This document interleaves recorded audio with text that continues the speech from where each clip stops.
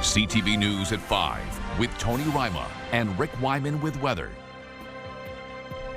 Good evening. So glad you're with us on this Wednesday, February 18th.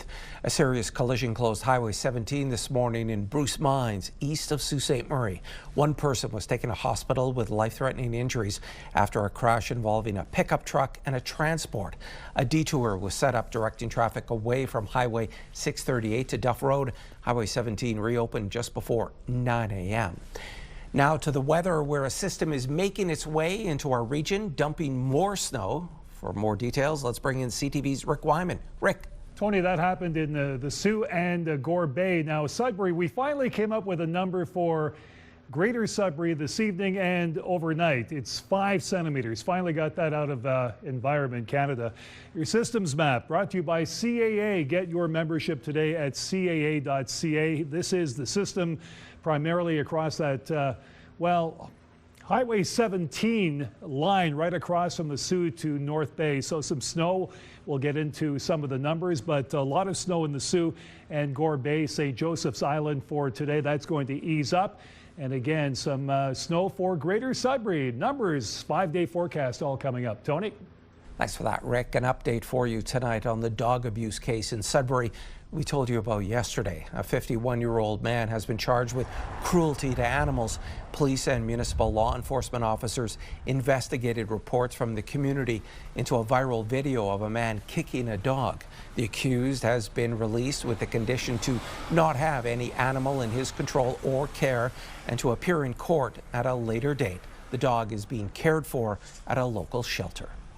A major cash infusion from the province today into Timmins shores. One of the companies getting a boost is a mining equipment manufacturer that is unique and critical to the north. CTV's Eric Tashner reports.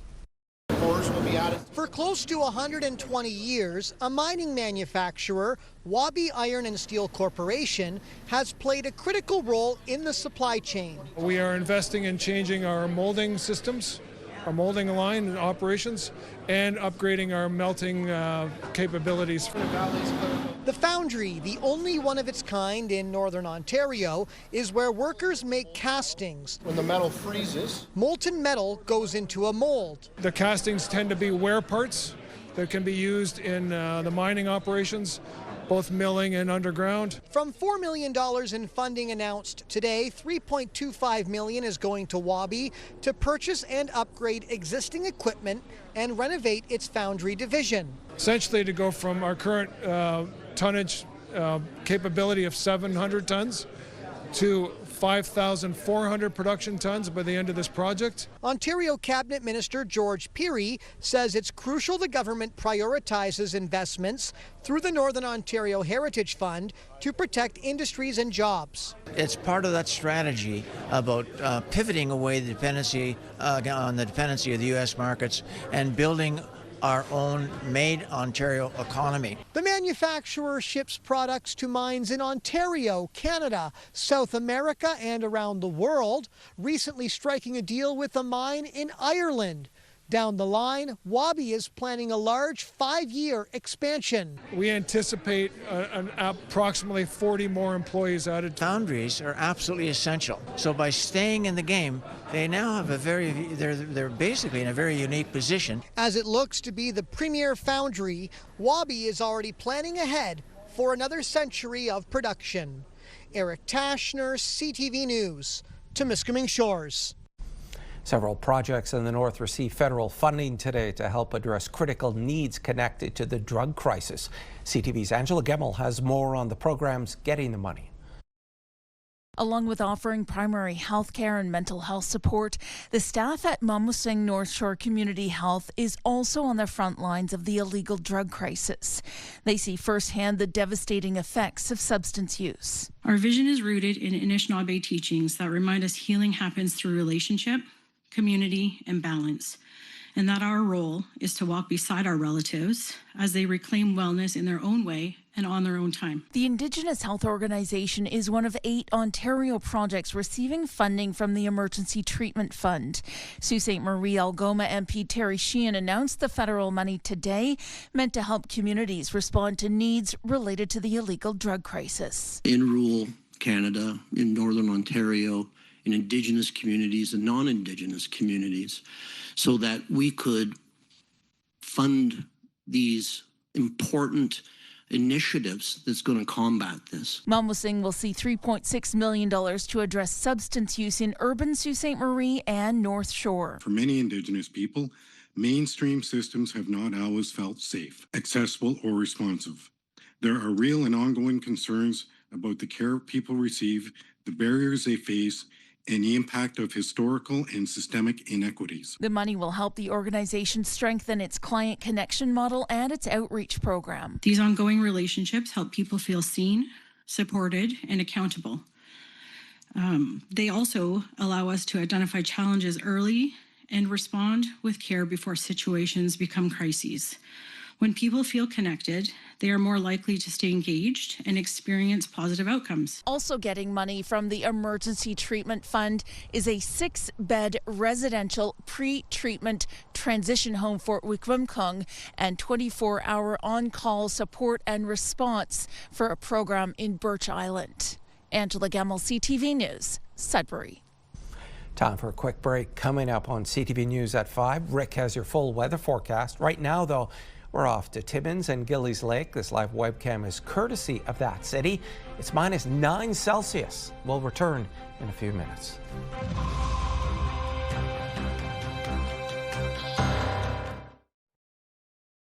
When you see it happen, send it to CTV News.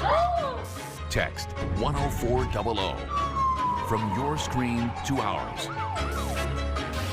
Text 10400. Not as many smiles with the weather for today as compared to yesterday. Yesterday, some sunshine, warmer today, colder, snow depending on where you live, and more snow to come, at least in Greater Sudbury for this evening. Forecast radar, let's take a look at the system. Sault Ste. Marie, Gore Bay, St. Joseph's Island, and parts in between hit with the snow earlier today and tapering off for this evening. But it's Sudbury's turn.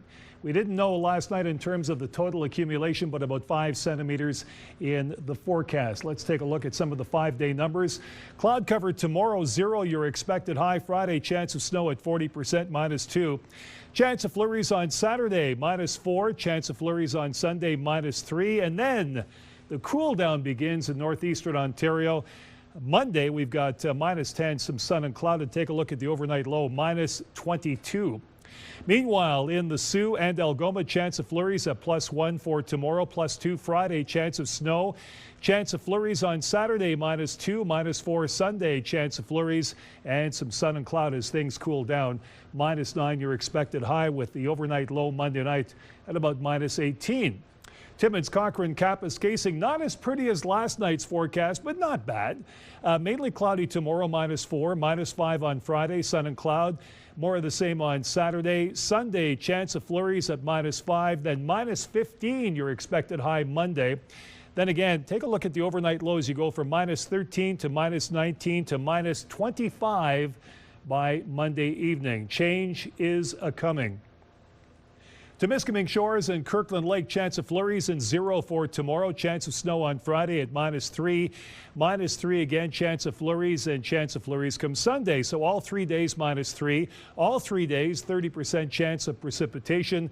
Then it gets colder Monday, some sun and cloud, high pressure system moving in, and we go from, well, -3 to -11 your expected high, with sun and cloud, and -23 the overnight low. North Bay, West Nipissing, cloud cover and 0 tomorrow, -1 Friday, chance of snow. Chance of flurries Saturday, -3, -3 on Sunday, chance of flurries, then sun and cloud, and a little colder at -8, -21 the overnight low. So how do you like that for a transition, Tony? Things will change a lot colder. We'll get a lot colder beginning on Monday. Back to you.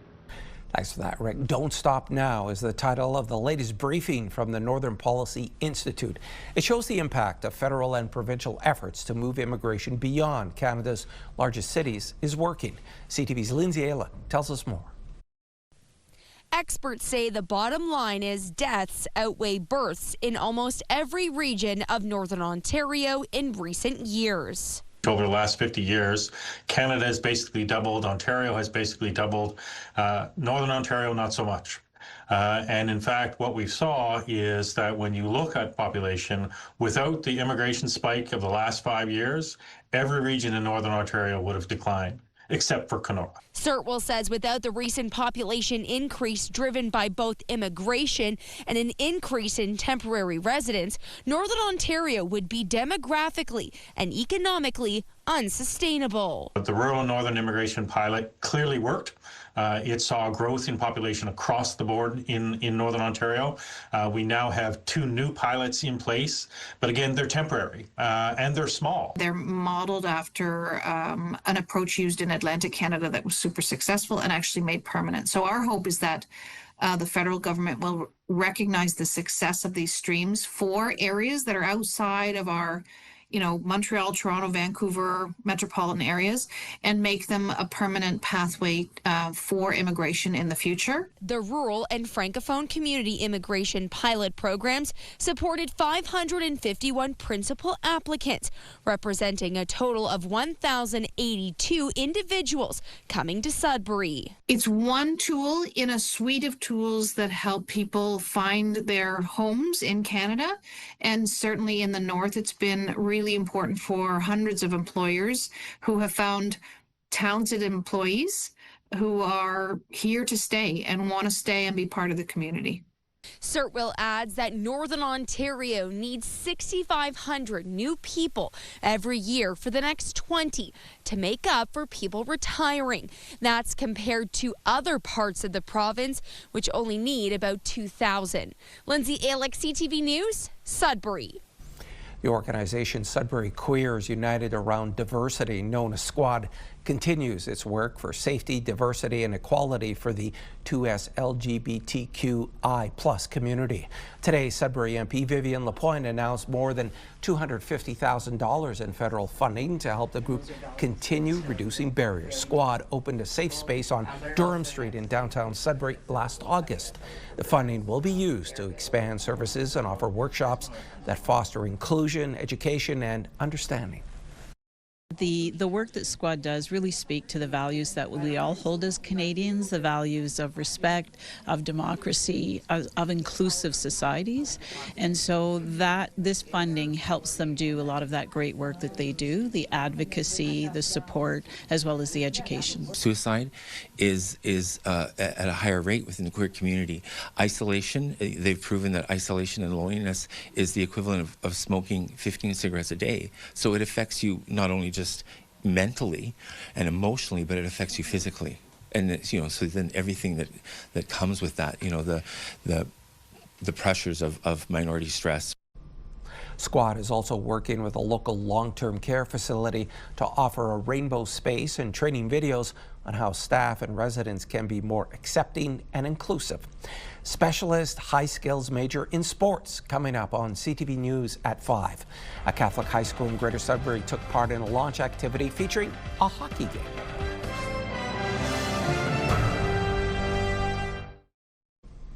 A friendly hockey game today between French Catholic students and the Greater Sudbury Police Services women's team. They were raising awareness for a new specialty program being offered by the board. CTV's Madison Merrier has more.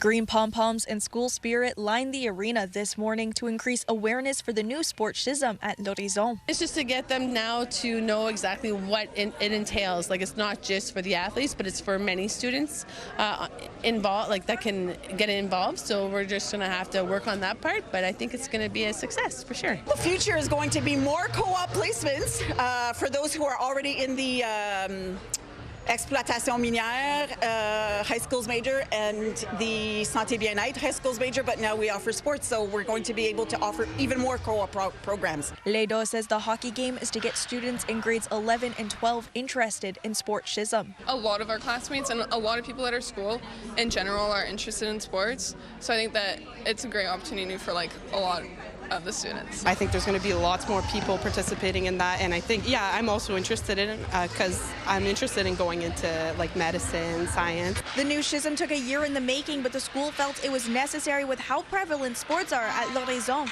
They presented us a report asking for a new schism. They have to have community partners, they have to have co-op placements, and then they see how this will be beneficial to the students, and that's how the board decides with the government if it's a good schism and a good fit for our community. The game ended 3-2 for L'Horizon Angle against GSPS, and players are hoping the success will increase the school's interest in women's hockey. Madison Merrier, CTV News, Hanmer. People in the town of Thessalon are certainly rooting for their Olympian Shiloh Russo. CTV's Corey Nordstrom stopped in for the breakfast watch party as Russo made her final appearance at these games.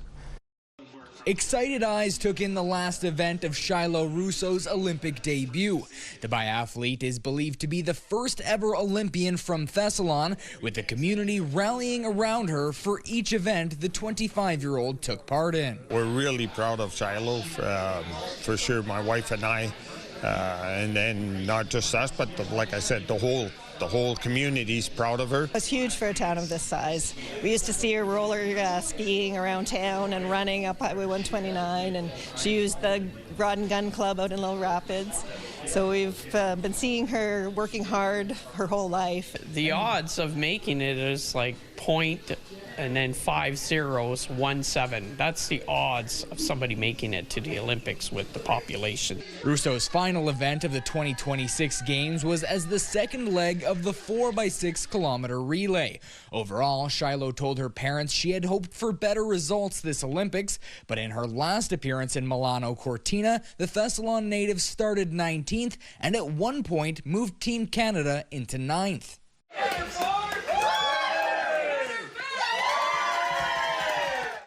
Not only did Thessalon follow along for each of her events, they helped make it happen with multiple fundraisers. This is a very expensive sport, traveling through Europe and that.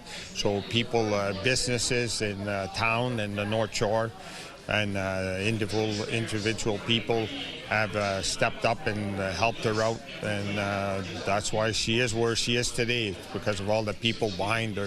Shiloh just says, thank you, everyone. Thank you.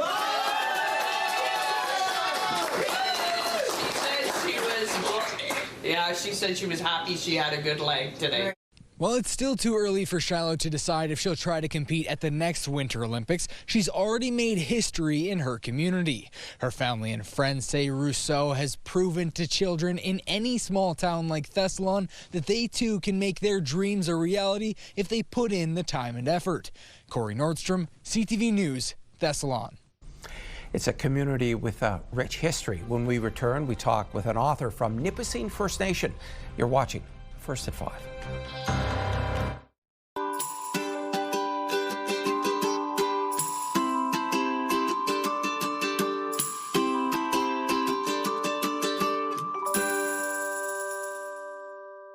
He's a former police officer and educator. Now this Northern author has a new book out, A Warrior Spirit. Les Cucci now joins us from Nipissing First Nation. Welcome. Well, thanks for having me, Tom. In this book, you present a history of the community. How did you gather material for this project? Well, a lot of it was by reaching out to the elders and talking to them. A lot of it was my personal experience as a child growing up in the First Nation, and a combination of research. You talk a little bit about hockey in this book. Tell our viewers more about that. Hockey was the start of uniting the community, because the community is 23 miles long. And in the old days, we didn't have cars, so it might as well have been 100 miles. And to make a phone call was long distance. So it separated us. And in the 60s, our chief at the time, Ted Commanda, tried to get recreation for the community so we'd have something else to do. And from that, the Warriors was created. Now, the Warrior is a term in Native community. It means something else. It doesn't mean a soldier or a fighter. It means someone that works for to unite the community, to keep it together. And so from that, the hockey team united the community. Both East and West factions got together and produced this great hockey team. that, believe it or not, they were the only industrial beer league that made money. You had to pay to watch us. So that was interesting. What about some of the key community members who are in this book? I'm just looking at June Commanda. Tell our viewers about her. Well, we hadn't decided who we were going to dedicate the book to, and we interviewed June, and it quickly became apparent we should dedicate the book to her because she's a residential school survivor. She's a former counselor for a number of years, and so she had a great insight into what it was like in the good old days, so to speak. And the chief, we talked to the former chief, Phil Goulet, who is an amazing chief, and he found ways to work around the Indian Act to make this whole thing work. It's a great story. Thanks so much for your time, Les. Really appreciate it. Thank you very much, Tony, for taking the time. Les Cucci was our guest, and to see more of our authors and our Northern Book Club, head to our website, CTV News Northern Ontario.ca.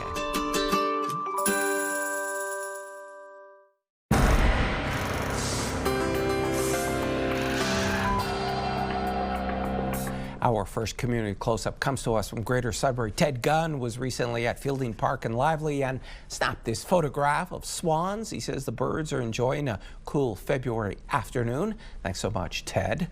We're heading to the city of Sault Ste. Marie. Jim Mullen says his Sheltie Howie doesn't mind the snow and cold at all. He says the pup is always up for a game of Frisbee. Really appreciate you thinking of us, Jim. Let's go to North Bay. Luke Beaudry snapped these pictures of his dog, DJ. The pup doesn't seem to mind the cold on Lake Nipissing. And check out the sunset. Those are great photographs. Luke, thanks again.